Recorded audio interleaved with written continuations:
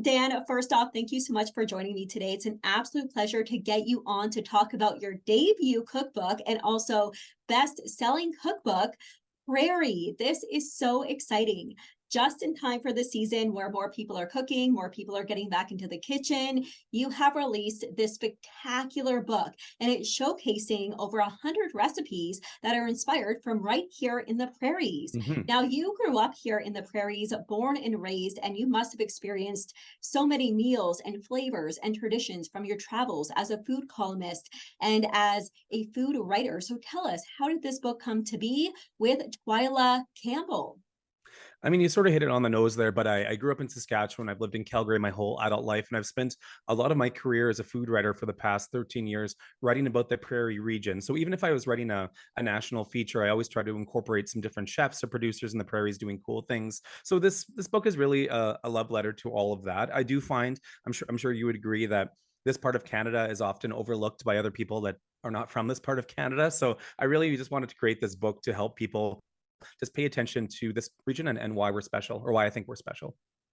For sure. So I'm seeing here in this cookbook delicious mouth-watering recipes for Mhm. everybody. I'm seeing rye whiskey souffle pancakes, easy cheesy squash blossoms, Alberta trout melt, Vietnamese style soups with a prairie twist, of course, and obviously so much more. There are over 100 recipes in this book. So, what dish or what flavor of food is a lot more prairie or a lot more Canadian than a lot of people may think?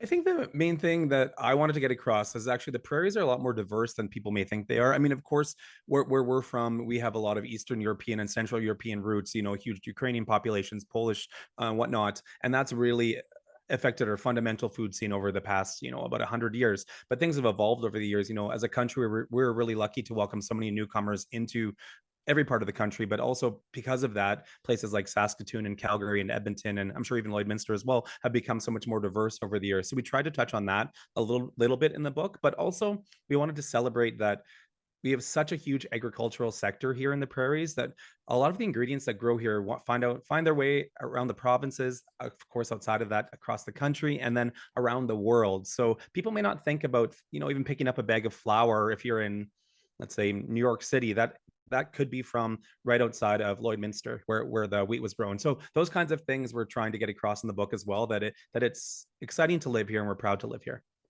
We are so proud to live here, and we do have such a gorgeous foodie scene in the prairies that a lot of people may not know about. So, how and where did you look for recipe inspirations, and how did you and Twyla add your own twist to these dishes? So a lot of the recipes are ones that Twyla and I came up with ourselves. Twyla pulled a lot from her family history and her ties to her Germanic roots, and I pulled for a lot from my travels across the prairies, as well as meeting different chefs and producers along the way. So again, the recipes are all they're all for the most part, they're very approachable, but we wanted to present dishes that people maybe have been familiar with before or heard of, but present them in a slightly more interesting way. So that was definitely my approach with the book, was to create a simple dish like the Alberta trout melt that you've mentioned. Like everyone's had a tuna melt. So just adding some trout into it that's local, and talking a bit about why that fish is special, to me, makes the recipe interesting.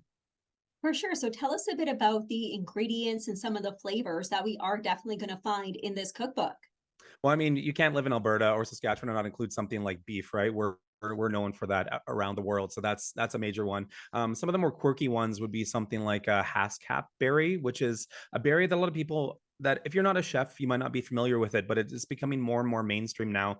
And it's a berry, hard to explain, but let's call it a elongated blueberry for all intents and purposes here. And the reason why this berry grows so often now in different cities and regions across the country is actually because of the University of Saskatchewan and the agricultural research they do there. So again, the book is just trying to highlight unique ingredients like that as well.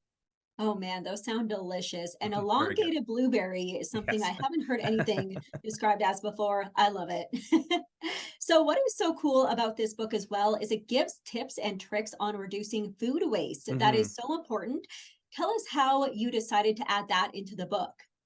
Well, obviously, food waste is a topic of conversation most days, especially in the food world that I'm a part of. But I mean, groceries are expensive. I'm sure you see it too, right? You go into a grocery store and things are not as cheap as they used to be. So keeping food waste in mind is such a great way to definitely stretch your dollar, make the most of your food. I mean, of course, years ago, food waste maybe wouldn't have been front of mind for people living in the prairies, 80 or 90 years ago, but they still, that's how they cooked, right? They wanted to preserve everything and make good use of literally everything they grew and odds and ends. What can I do with that or this? So I feel that really does stem from a prairie mentality. For sure. So, second last question here, Dan. What is your favorite recipe in the book? You know what? I do hate this question because I feel like the book is organized by season. It starts out in summer and goes to fall, winter, and spring. We did that because in summer the ingredients are the most accessible, and by the springtime there's hardly anything left in the cellar. So, but I don't know. I'm a sucker for the cabbage dish that's on the cover.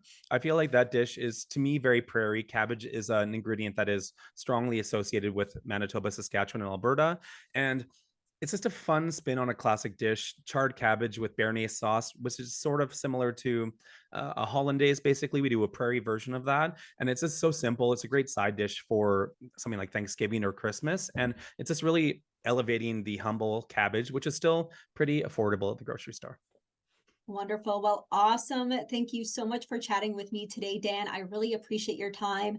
Last but not least here, where can everybody find this delectable book? So this book is available at bookstores all across Canada. If you have a favorite independent bookstore, you can definitely find it there. But of course, places like Chapters and whatnot, and then online on Amazon and anywhere, really anywhere you find books, you can likely find this cookbook. And we are really proud of it. And if you're from the prairies and you want something special for the holiday season as a gift, I think that, well, I'm biased, but I think we are a good option. I think that's a really great option. Well, Dan, thank you so much for chatting today. Thanks, Sarah.